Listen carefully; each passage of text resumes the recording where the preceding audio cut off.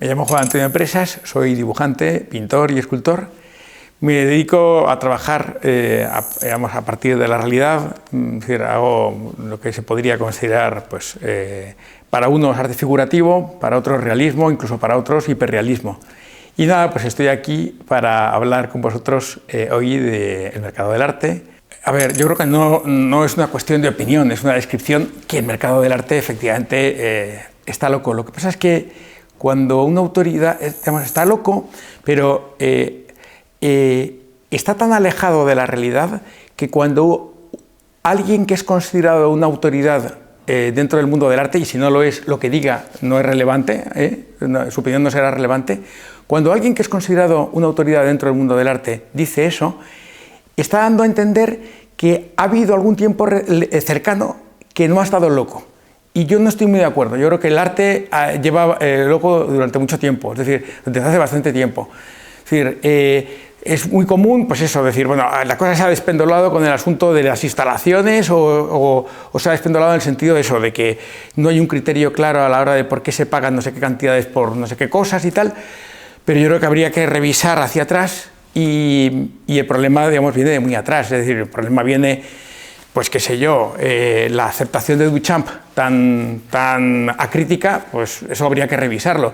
E incluso el estado de, ¿cómo decirlo?, de esclerotización de un arte, de un arte que por su naturaleza se supone que estaba llamado a ser relevado. Es decir, la primera vanguardia acabó con la buena consideración del arte que tenía para entonces 30 años, y la primera vanguardia ahora tiene más de 100, y sin embargo no se revisa que esa primera vanguardia es revisable, y no digamos ya las siguientes que han venido después. Es decir, de acuerdo, el mundo actual, el mundo del arte actualmente ha enloquecido, pero habría que ver qué pasa con Miró, habría que ver qué pasa con Picasso. No se puede hablar del mercado del arte fuera de lo que son los parámetros del mercado. Yo creo que hay algo de confusión cuando se pretende que el mercado del arte sea más ético de lo que es el resto del mundo de los mercados.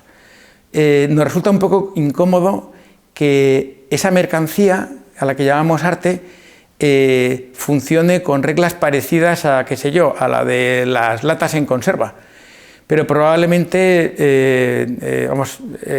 comparten reglas. Es decir, posiblemente el mercado del arte no tiene arreglo mientras sigamos teniendo el criterio que tenemos acerca de lo que es arte y mientras siga habiendo un mercado alrededor de ese arte.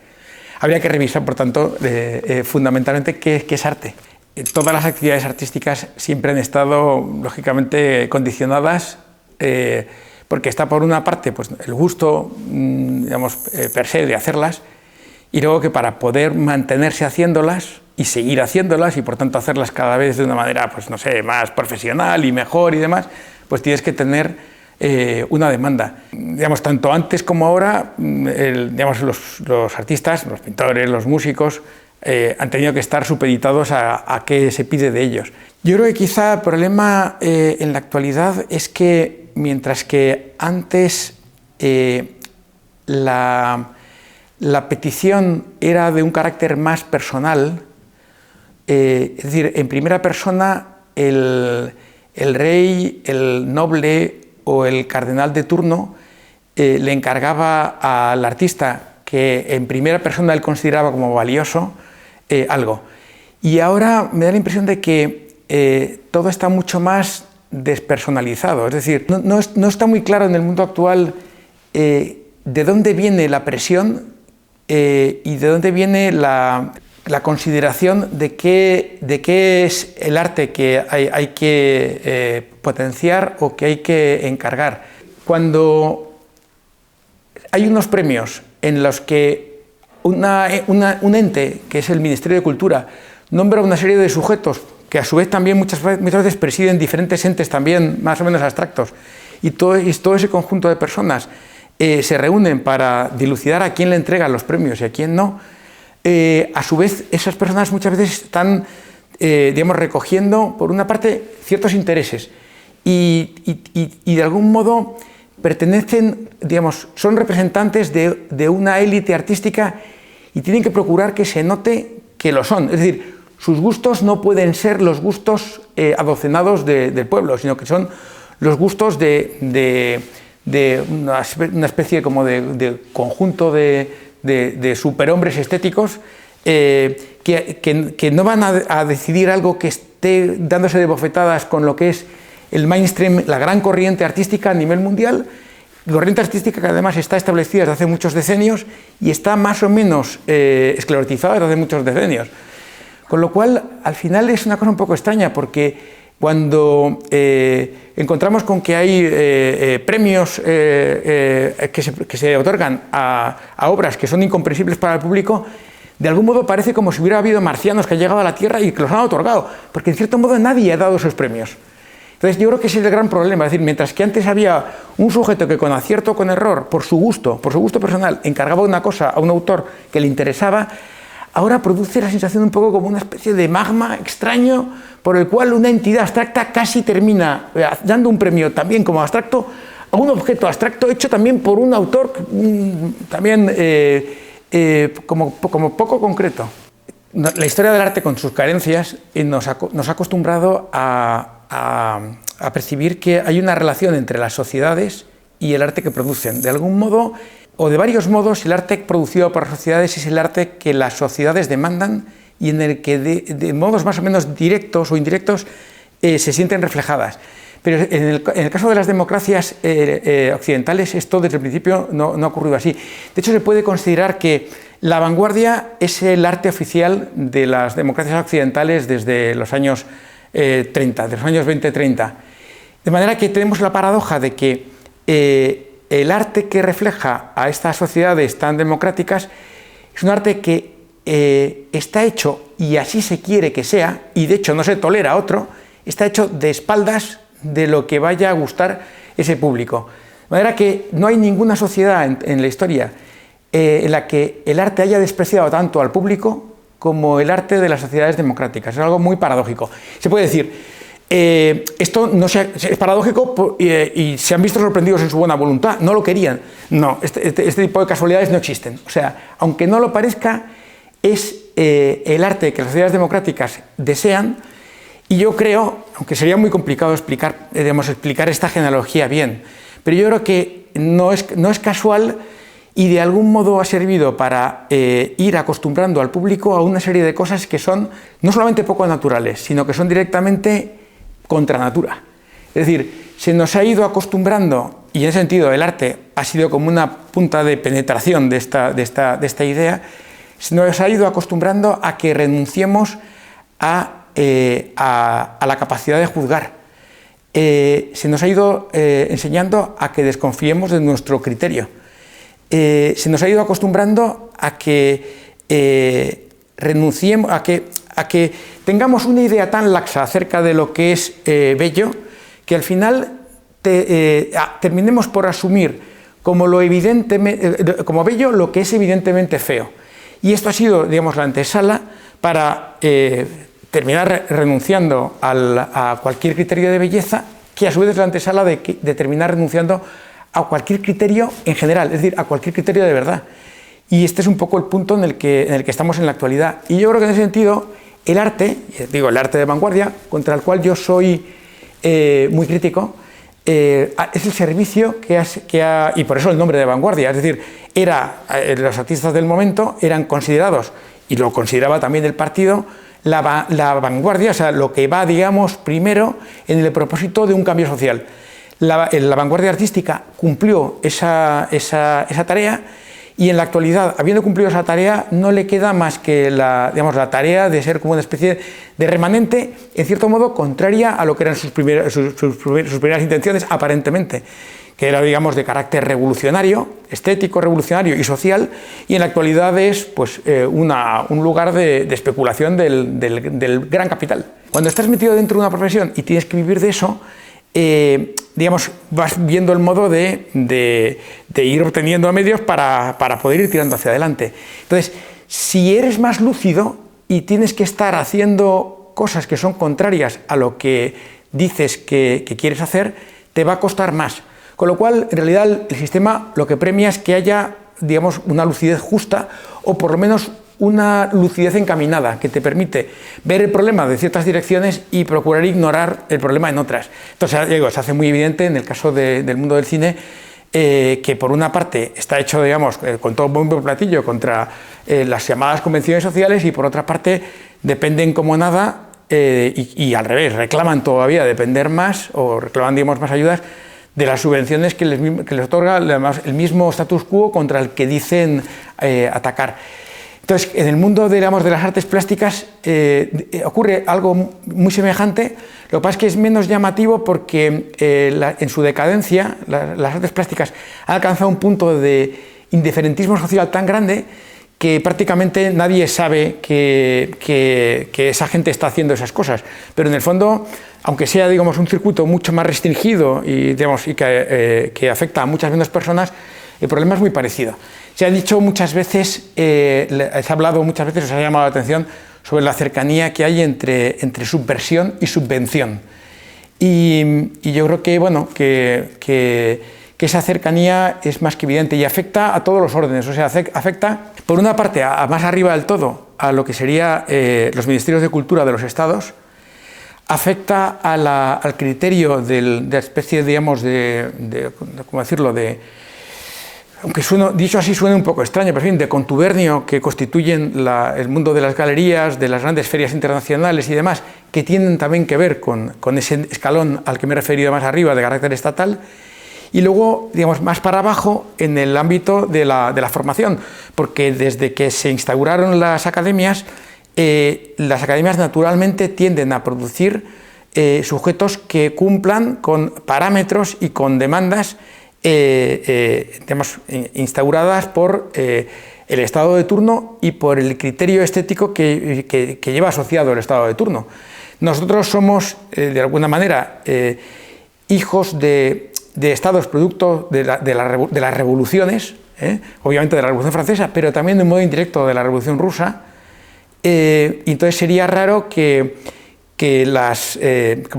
produjéramos, digamos, que las instituciones artísticas quisieran producir una cosa distinta que un prototipo artístico a su vez hijo de las exigencias o de las pretensiones de la vanguardia, que son de carácter, digamos, anticlásico, pero que están inscritas dentro de ese engranaje cultural, con la paradoja de que la palabra que ocupa el frontispicio de las artes o de la formación de las artes actuales es el de la rebeldía. Pero, ya digo, es una rebeldía,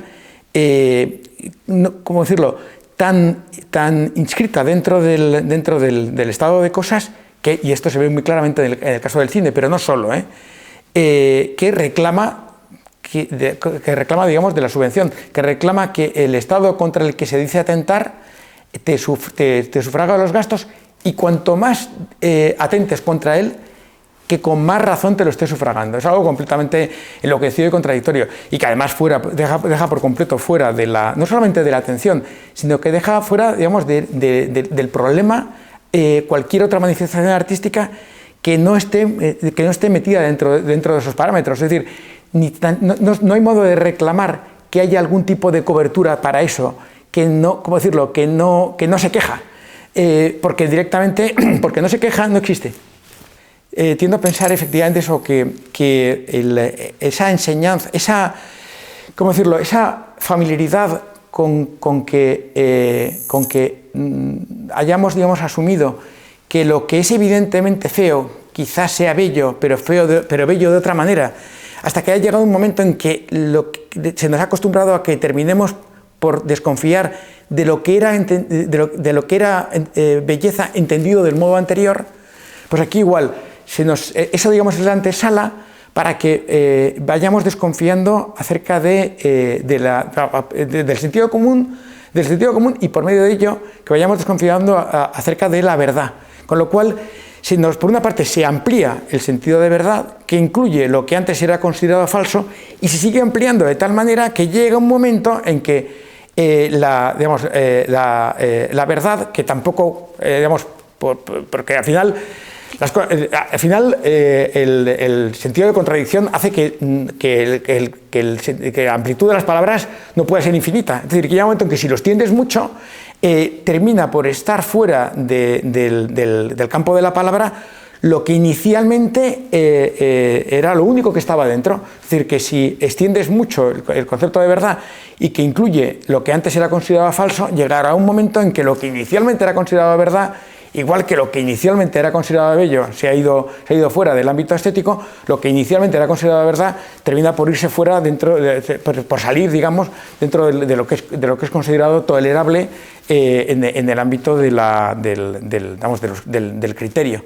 Sí, digamos que esa familiaridad con la que hemos terminado aceptando como bello lo que antes era evidentemente feo, nos ha ido preparando para terminar asumiendo como verdadero lo que antes era verdaderamente falso. Esto se puede ver en todo un conjunto de circunstancias que han terminado por convertirse en leyes, y ahora tenemos en este instante, como el que dice, uno de los corolarios, pero que están llamados a que veamos todavía cosas más disparatadas, como ocurre con lo de la ley trans, que ya digo, que no es un final del camino. En realidad, en esa completa transvaloración de los valores, por lo que antes era falso, ahora es verdadero, tenemos ese ejemplo, pero iremos a ejemplos todavía peores. La definición clásica de belleza, aquello que agrada a la vista, digamos, es verdadera en su amplitud y en su inconcreción. Y entonces,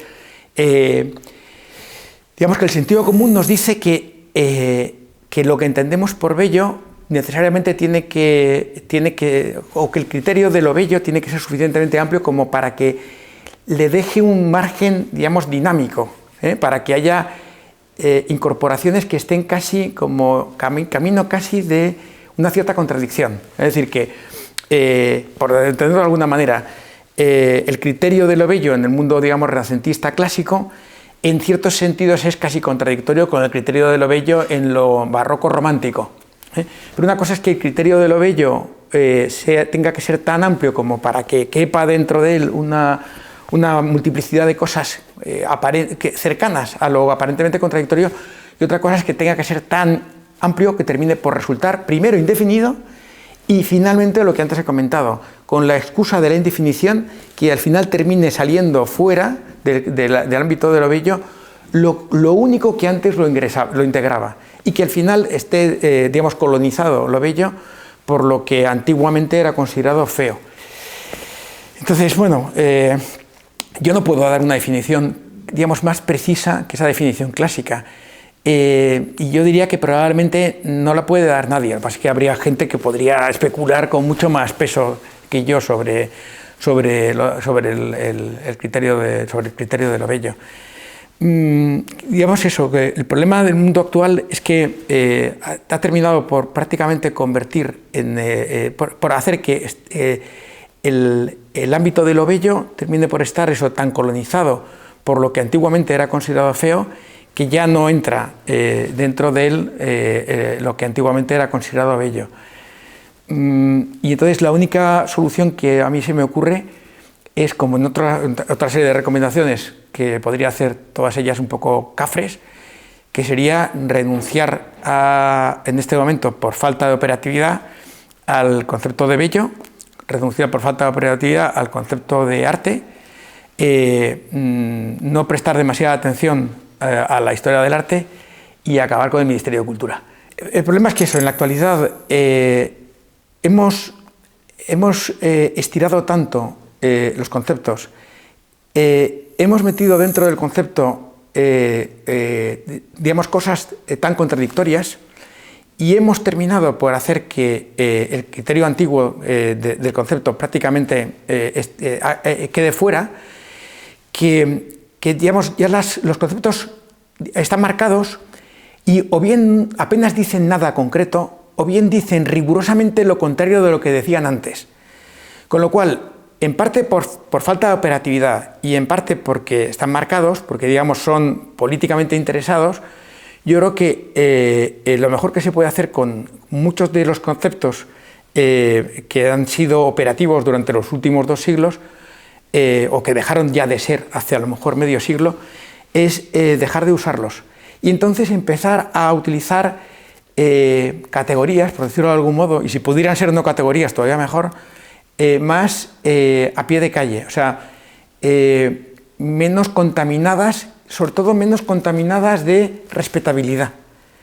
Entonces, el término arte es está, digamos, muy respetabilizado, si se puede decir de esa manera. Dejemos de utilizar el término arte. El término belleza ha terminado por ser algo totalmente desconcertante y contradictorio. Pues yo sería partidario de dejar de utilizar el término belleza. Yo utilizaría términos como pintura, que son como más neutros, y no presupone ni que aquello sea bueno ni que aquello sea malo. Escultura, dibujo, o sea, cosas, digamos, más descriptivas y que no tengan una connotación tan claramente positiva como lo tiene arte. De alguna manera alguien es un artista y por tanto lo que hace tiene que ser respetable, valioso, misterioso y tal. No, alguien hace pintura y la puede hacer buena, buenísima o mala.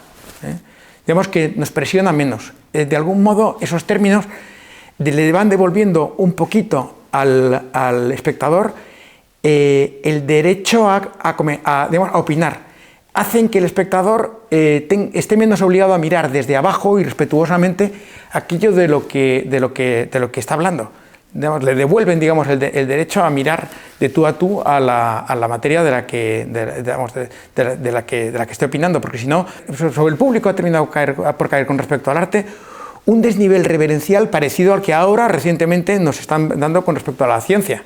La ciencia habló, usted tiene que callar. Los expertos han hablado, usted tiene que callar. Y respecto al mundo del arte es aplicable lo que ahora está ocurriendo con respecto a la ciencia. Es decir, los expertos del arte hablan, usted no puede opinar. No, al revés, usted opine. Los expertos del arte dicen sandeces. Además dicen algunas cosas sensatas, pero dicen todas las sandeces del mundo. Esa idea de que en el fondo sí tiene algo de iba a decir de traviesa o de un poco de anarquista y un poco de cafre, ¿no? De dejar de utilizar conceptos que son necesarios a la hora de moverse dentro de lo que se ha considerado el mundo artístico, belleza o arte. Digamos, está claro que es problemático, digamos, sin más agarrar y explotarlas. Pero yo lo haría, digamos, por dos razones, con dos excusas. Por un lado, continuar con, ¿cómo decirlo?, recoger, aunque ellos no quieran, la antorcha de la primera vanguardia, que eran demoledores. O sea, la primera vanguardia son dinamiteros, o sea, agarran y quieren arramblar con todo lo anterior. Insisto, son, digamos, la antesala artística del movimiento revolucionario de carácter social y político. Pero ¿qué ocurre? Cuando ellos han conseguido el poder, porque la cuestión hay que decirla así, el poder, han decidido que ya no se toca nada, ya no se dinamita nada. No, sigamos dinamitando. Eso por un lado. Y por otro lado es que, a su vez, la vanguardia tampoco surge de la nada, sino que es el producto de un desarrollo, digamos, ideológico acerca de la estética, de la cual es el corolario, y un corolario lógico, con lo cual, digamos, es un modo de pensar que ha llevado a los clavos a un punto que, utilizando ese mismo modo de pensar, apenas nos deja salida. Es decir, que no hay otra salida para intentar desactivar un poco esto que digamos, resignarse a no utilizar esas herramientas, porque esas herramientas posibilitaron el paso de, digamos, a partir del momento en que hubo un exceso de reflexión y de conciencia con respecto a la sucesión de los movimientos artísticos, posibilitaron que hubiera toda una serie de movimientos artísticos posteriores, hasta que, de hecho, la vanguardia, de hecho, hubo un momento en que los movimientos artísticos preexisten al propio contenido, es decir, antes se nombran a sí mismos que saber qué diantres quieren hacer con ese nombre, y nos ha llevado, digamos, al punto en el que estamos. Entonces, yo creo que, por un lado, esa idea, digamos, de progresividad del arte no deja margen. O sea, por una parte, la idea de progresividad y la idea de autoconciencia del arte no deja margen para mucho más.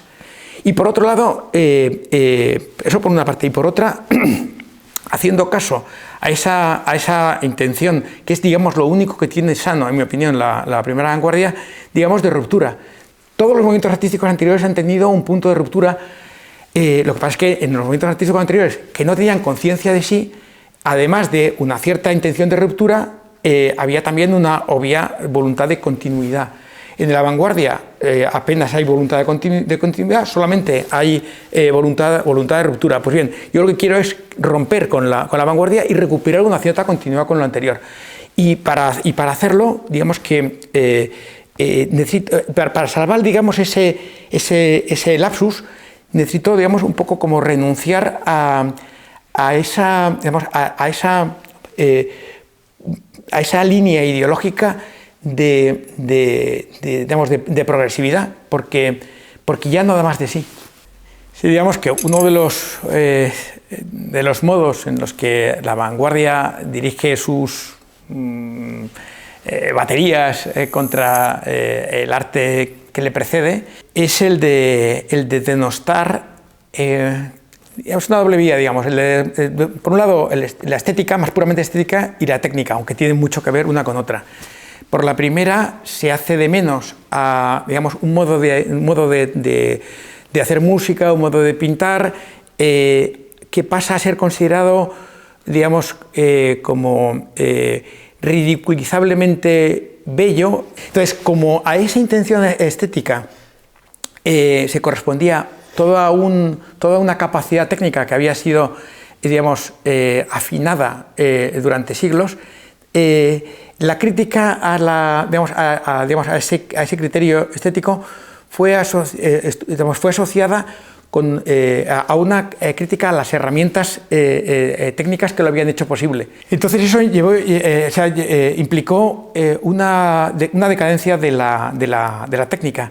Entonces ahora nos encontramos con el problema de que ha habido una decadencia de la técnica que hace que cuando algunos quieren o queremos digamos, recuperar el elemento digamos, estético previo, nos encontremos con unas dificultades técnicas que son bastante insalvables, porque ha dejado de haber tradición, es decir, ha dejado de haber la transmisión de todo un modo de hacer las cosas, digamos, de maestro a discípulo. Entonces, bueno, eso ha implicado que para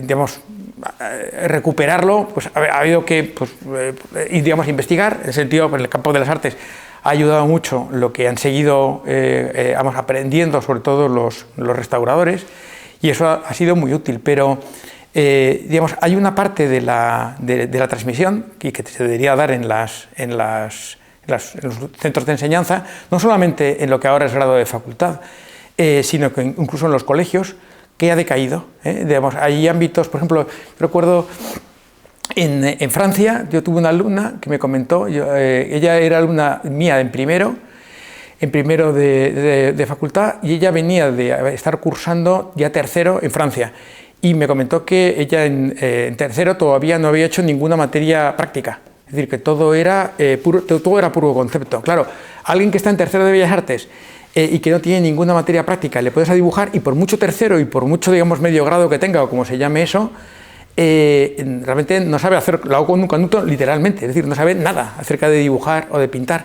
Entonces, de poco le sirve a esa persona, como el que dice, ver la luz y decir, quiero recuperar un cierto modo de expresar una cierta idea, digamos, ¿cómo decirlo?, digna y, valga la palabra, bella.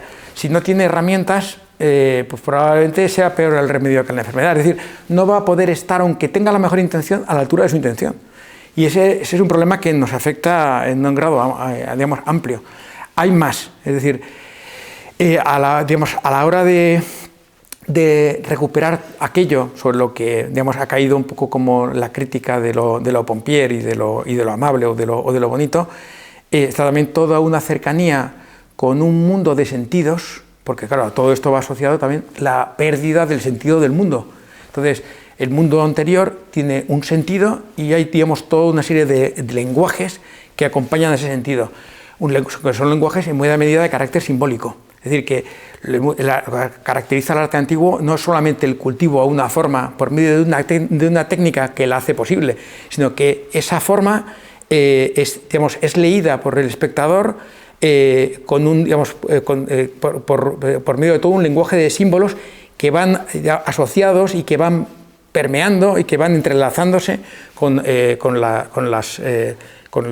formas sensibles que el pintor pinta y que el espectador ve. Entonces, todo ese conjunto que conforman la técnica, un criterio estético y el universo simbólico y de sentido, es compartido por el pintor antiguo y la sociedad antigua. Entonces, ahí hay un escalón que es muy difícil, digamos, de recuperar, porque el pintor actual no tiene esas herramientas y posiblemente hay una parte de ese lenguaje que le resulta extraño, pero incluso en caso de querer acceder a él, digamos, no tiene un receptor. Es decir, que a su vez el espectador moderno no tiene muchas de las herramientas que tenía el antiguo a la hora de poderlo leer, y eso hace que sea muy compleja la tarea de recuperar ese arte clásico. Entonces, nos encontramos con el problema de que una recuperación parcial puede ser también problemática. Es decir, que con la mejor intención, el pintor que ahora recupera una parte, digamos, de ese conjunto que conforma el arte antiguo, pues se puede encontrar que o bien, digamos, quiere cargar a sus cuadros de un simbolismo que queda como cojo porque el espectador no lo lee con naturalidad, o bien que puede, digamos, recuperar un lenguaje de una cierta belleza, pero que no está acompañado de una hondura que es propia, digamos, del arte clásico, o una salida de la cual yo probablemente podría ser acusado, que es que muchas veces nosotros procuramos, vamos a decirlo, en el intento por recuperar eso que está, digamos, por diferentes razones fuera de nuestro alcance, ir a parar a una hipertrofia de la técnica e incluso una hipertrofia del detalle que cubra de esta manera lagunas que solamente poco a poco vamos vislumbrando, y que cuando uno las vislumbra empieza a estar en condiciones de poder ir subsanándolas, pero no antes. Y con esto me refiero sobre todo a las cuestiones narrativas y simbólicas. Claro, muchas veces me he preguntado eso, si al final, si de alguna manera yo me puedo considerar pintor contemporáneo, un pintor de la época. Es verdad que el término arte contemporáneo, bajo la apariencia de que describe simplemente el arte correspondiente a una época, en realidad está describiendo un contenido que no es más que una parte del contenido total del arte que se produce en esa época. Son trampas del lenguaje y cada vez es más común. Eso es como, no sé, pues como cuando alguno habla acerca de que los catalanes quieren tal cosa, pues una parte de los catalanes, el pueblo español, pero una parte del pueblo español. Entonces, esas cosas siempre tienen trampa, una trampa interesada. Yo cuando era estudiante era más reivindicativo sobre esto y tenía más sensación de pertenencia a una aldea gala. Y de alguna manera en esa época era más fácil que buscara la compañía de otros que estuvieran en la misma situación, y a ser posible cuantos más mejor. Y más todavía, ingenuamente, pensaba que por la misma inercia de los cambios artísticos, pues que estábamos llamados a ver a lo largo de mi tiempo vital, si tenía un poco, una vida medianamente larga, estaba llamado a ver que efectivamente aquello pasara de moda y ver cómo se entraba en otra época, entre comillas, artística. Y de hecho, posiblemente eso ocurrirá. Lo que pasa es que yo he perdido bastante esperanza, es decir, he tenido bastante esperanza al respecto, y tampoco me preocupa, mucho, en términos personales, insistir sobre esa aldea gala, en parte también por los problemas que hemos comentado antes. Es decir, el mismo desgaste de los términos, el término arte, el término belleza y tal, hace que mire con un poco de desconfianza A ver, una resistencia tiene que, además de ser, digamos, de basarse en la producción, además tiene que, ¿cómo decirlo?, armarse verbalmente. Yo no es mi trabajo y aparte que no estoy dotado para eso. Entonces, por una parte no estoy dotado para eso y por otra parte es que al hacerlo tendría que estar utilizando términos que a su vez tendría que descargar de un cierto sentido semántico y recuperar otra parte de ese campo semántico. Entonces es una tarea que me resulta demasiado complicada. Me da un poco de pereza y me resulta complicada. En definitiva, y luego, por cierto, muy abocada a tener muy poca continuidad, muy poca salida, muy poca respuesta. Entonces, bastante complicado me resulta simplemente producir, o sea, sobrevivir e intentar, digamos, afrontar los problemas de carácter narrativo, simbólico y técnico que lleva mi trabajo. Entonces, ya no le dedico mucha atención a subvertir dentro de la subversión, o sea, a actuar revolucionariamente frente a la revolución establecida. No dejaría pasar una oportunidad que tuviera a mano para hacerlo, pero ya no es una cosa a la que le dedique mucha convicción. También es verdad que en el camino, igual que hay una parte muy pequeña de compañeros de viaje del momento inicial que se mantienen, también he visto, digamos, bastantes abjuraciones y también bastantes cambios de bando. Entonces, digamos, yo concentro mis esfuerzos en intentar, digamos, producir con una cierta coherencia respecto a lo anterior. Temo un poco que el exceso de argumentación terminara por quitarme fuerzas a la hora de simplemente seguir produciendo. En realidad, la mayor parte del arte clásico no es recibido como arte. Con eso vuelvo un poco a lo que comentaba acerca de que quizá convenga dejar de lado la categoría, ¿no? Entonces, ¿qué es el arte? El arte es morirte de frío. A lo mejor nos puede resultar más cómodo agarrar y decir, bueno, es eso, y por tanto, lo que es el concepto digamos, más usado para arte, dejarlo de lado. La mayor parte del arte que llamamos clásico es una producción que tiene una finalidad sagrada. Esto es aplicable en una parte muy grande para el mundo clásico, no todo, pero una parte, y para una parte muy importante del arte, digamos, de la civilización cristiana.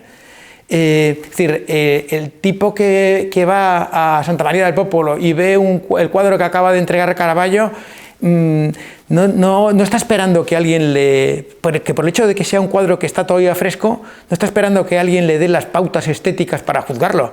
Le gusta o no le gusta, punto.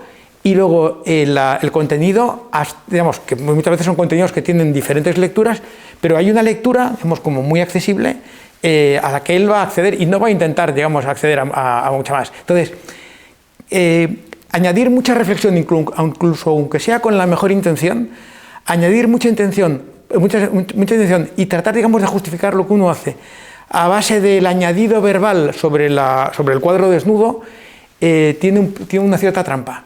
Un cuadro tan profundo como Las Meninas, en ninguna parte consta lo que Velázquez quiso contar con él. Eso sí, nosotros podemos rellenar libros y además fundados con respecto a lo que quiso contar con él, pero él se limitó a pintar el cuadro. A mí me parece que ese es el modo honesto de trabajar por parte del pintor. Otra cosa es, a ver, eso no quita para que alguien que tiene, digamos, una producción artística en algún ámbito no pueda reflexionar. Pues no sé, pienso en el caso de la música, pues Wagner reflexionando sobre tal. Pero lo que al final salva a Wagner es que cuando uno oye, no lee lo que él dice, sino cuando uno oye La Niña del Nibelungo, percibe que hay ahí una estructura de una complejidad y de un sentido brutales, pero sobre todo, incluso más allá de que perciba ese sentido, lo que realmente salva a esa estructura llena de sentido es la belleza sonora que tiene. O sea, al final el músico sobre todo debe resignarse a que se le juzgue por la belleza de su sonido y el pintor por la belleza, por el interés de la forma que pinta. Eso, digamos, es un problema, ya digo, a la hora, digamos, de afrontar el estado actual de cosas, que es producto de la vanguardia, cuyo punto fuerte es la parte, entre comillas, reflexiva o argumentativa, y que entronca con toda una filosofía del arte hecha no por casualidad, por filósofos. Es decir, al final es resignarse a que lo que sustente al arte no sea la herramienta del lenguaje, sino que sea, digamos, la forma, es decir, el lenguaje específico de cada vehículo artístico, de cada medio artístico.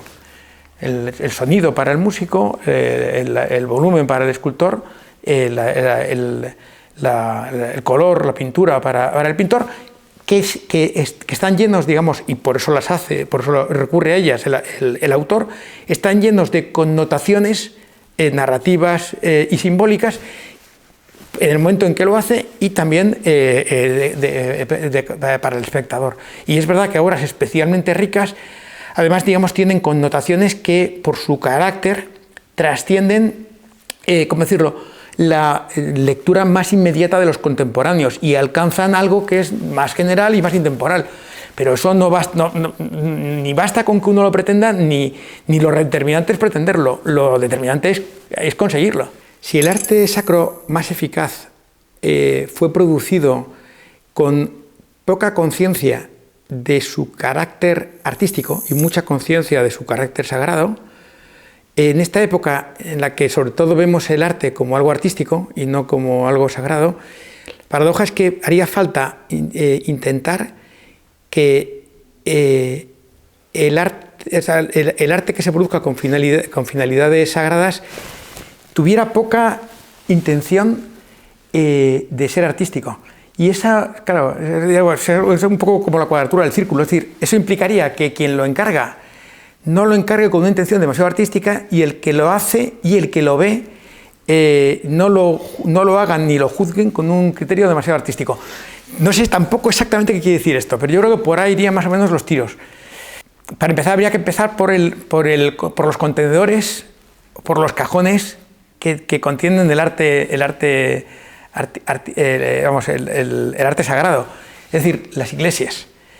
Las iglesias que, en mi opinión, están hechas desde hace bastante tiempo con criterios que son también problemáticos y que muchas veces, decirlo, yo diría desde mi opinión mucho más como fiel que como entre comillas artista, con criterios bastante discutibles, que ya de por sí no ayudan demasiado a lo que tienen que procurar ayudar, que es a la oración. Es decir, muchas iglesias tienen un exceso de pretensión artística. O sea, yo no puedo evitar, o sea, cuando veo una iglesia, digamos, buritista, o sea, una iglesia de estas hechas con hormigón y tal, y que con la excusa de ir hacia la autenticidad, en el fondo, aparentemente se está dejando de lado todo ego y tal y cual para ir a la autenticidad y tal, pero en mi opinión es justamente todo lo contrario. O sea, de un modo muy extraño, pero en el fondo el arquitecto en ningún caso ha querido quitarse de en medio y que su presencia ahí desaparezca. Yo creo que podrá ir un poco los tiros, es decir, por una parte que la arquitectura, digamos, deje de lado ese ego, si es que esto es posible, y que lo que aparezca dentro tenga una sana intención decorativa. Fijaos que el término decorativo porque digamos, la vanguardia nos ha acostumbrado a no considerarlo como algo relevante desde el punto de vista artístico, pues posiblemente lo que haría falta sería recuperar esa intención, esa pretensión decorativa dentro de iglesias hechas con una intención bastante anónima, por decirlo de algún modo. Entonces, en los pintores y los escultores que decoren las iglesias tendríamos que intentar tener esa pretensión o esa intención. Y luego tendríamos que hacerlo, pues eso, recuperando no solamente unas habilidades, yo no las tengo, o sea, unas habilidades técnicas y formales que hicieran posible eso, sino otra cosa que yo, por ejemplo, no tengo en absoluto, una cierta velocidad. Yo soy muy, muy lento.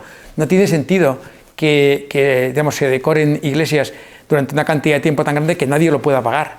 con lo cual volveríamos un poco a decir, tendríamos que procurar recuperar una cierta, digamos, calidad de artesanía. De hecho, la pintura es primero artesanía, es decir, que los pintores que decoran las iglesias primero son meramente artesanos que están decorándolas. Llega un momento en que hay artesanos más felices que se especializan en decoraciones de los muros y demás, y digamos se convierten en pintores.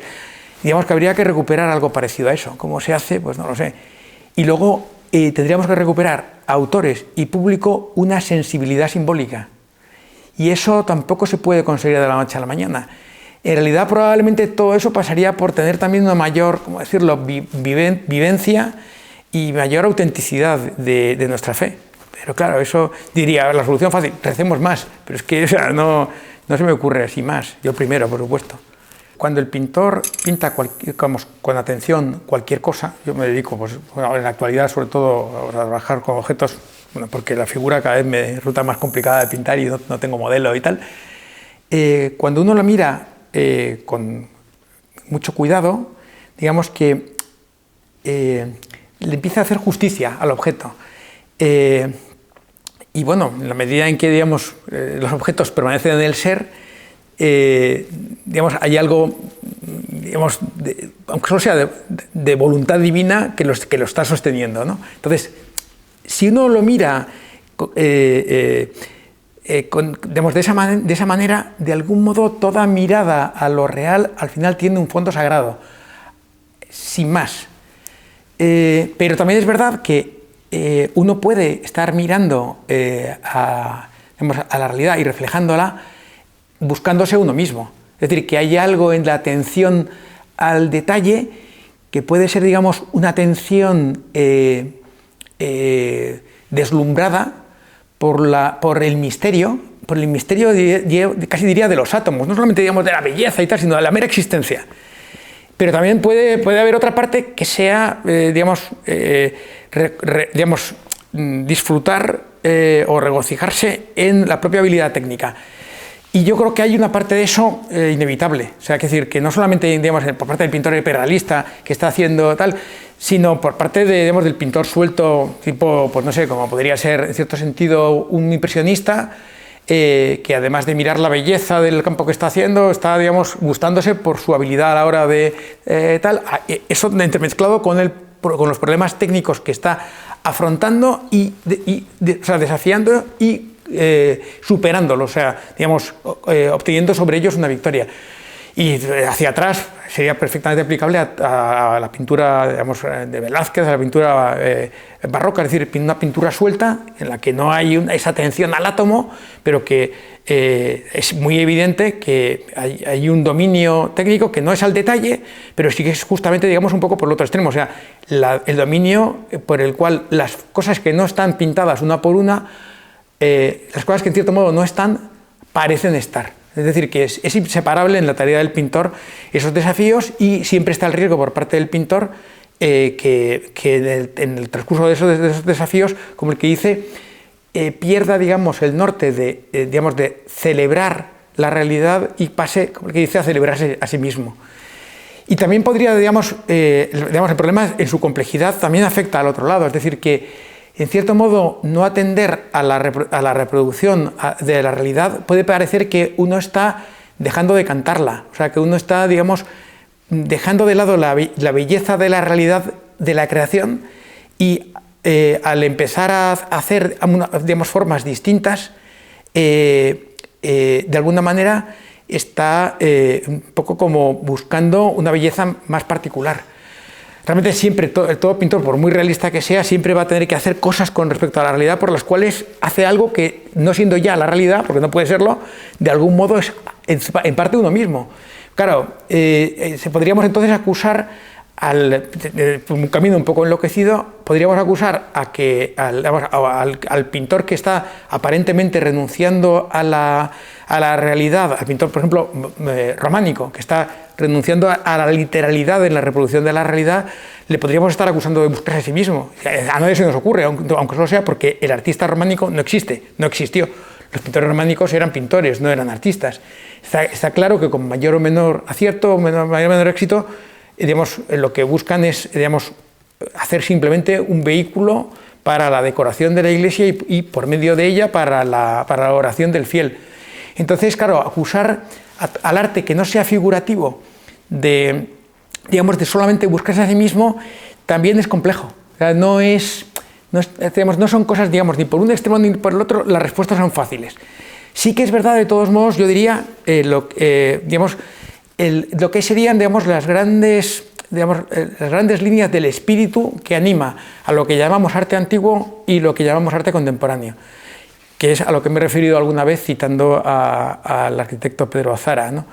Que él viene a decir que mientras que en el mundo antiguo se representa, mientras que en el arte anterior al arte del siglo, XVIII, más o menos, se está reproduciendo bellamente hasta las cosas feas, en el arte contemporáneo se reproducen, feamente hasta las cosas bellas. Es decir, mientras que el arte antiguo de alguna manera tiende a reconocer en el entorno la belleza de lo creado por un ser superior, el arte contemporáneo tiende a considerar que esa belleza es una competencia respecto a la autoría del pintor o del escultor, y que de alguna manera hay tanta más belleza cuanta más presencia exclusiva del autor, y por tanto cuanto menos forma reconocible atribuible al creador.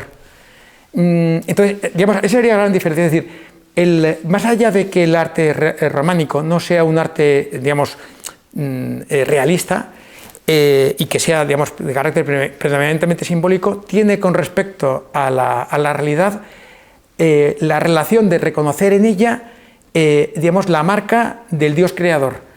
En cambio, en la actualidad no es difícil que un pintor realista, aunque es verdad que en su reproducción de la realidad se hace presente la naturaleza creada, puede, como que dice, estar haciéndolo de un modo insensible a esa presencia divina en lo que está pintando. Y bueno, igual que sería, tendría, esa marca de la belleza de la creación, esas formas simbólicas de la pintura románica. En cambio, podemos encontrar una pintura contemporánea, por ejemplo, la pintura abstracta, en la que no hay ninguna intención de encontrar ese rastro de la trascendencia, y lo único que hay es esa búsqueda de uno mismo, o esa expresión de uno mismo. Con lo cual habría más similitud de la que puede parecer entre el criterio clásico, el criterio antiguo, en el que leyendo esa trascendencia presente en la realidad se puede traducir en formas simbólicas y esquemáticas, por un lado, o figurativas, al modo, por ejemplo, de los primitivos flamencos, figurativas detallistas, y en cambio un criterio, por decirlo de algún modo, más ateizante en el arte contemporáneo, que se puede traducir en formas simbólicas y abstractas por parte del arte abstracto, o bien en formas, concretas y reconocibles por parte de ciertos pintores realistas figurativos. Es decir, que las cosas, son un poquito más complejas. Debería serlo, mi pintura debería ser siempre alabanza. Muchas veces estoy tan metido dentro de la pugna, o sea, dentro del problemas de tipo técnico, de problemas compositivos, en las que durante mucho tiempo, ese norte se queda como medio velado y no se hace muy presente. Yo diría que, sobre todo, soy consciente de que la pintura debe ser alabanza en el momento de empezar a pensar, cuando estoy, jugando un poco con los problemas de carácter simbólico, narrativo, compositivo, y, cuando la cosa está cerca de terminarse, y reflexiono sobre cómo he perdido el tiempo haciendo lo que he hecho en lugar de hacer lo que debería haber hecho. En el intervalo, la mayor parte del tiempo es sobre todo eso, una técnica, por desgracia, pero es así. Ahora, en el fondo no es tan distinto de cómo vivo la mayor parte de los instantes de mi vida. Es decir, que hay una parte del tiempo que es digamos, un momento digamos, de reflexión o de oración y que uno dice, "Jo, debería mi vida estar llena de mucha más digamos, presencia en el día a día", porque al final, en el día a día, ¿qué digo? El instante al instante. Pero bueno, la mayor parte de nuestro tiempo, o sea, es decir, ya me gustaría que cuando estoy cruzando la calle aquello sea un acto de alabanza, pero estoy procurando que no me pille el autobús, o sea, pues con esto algo parecido, ¿eh?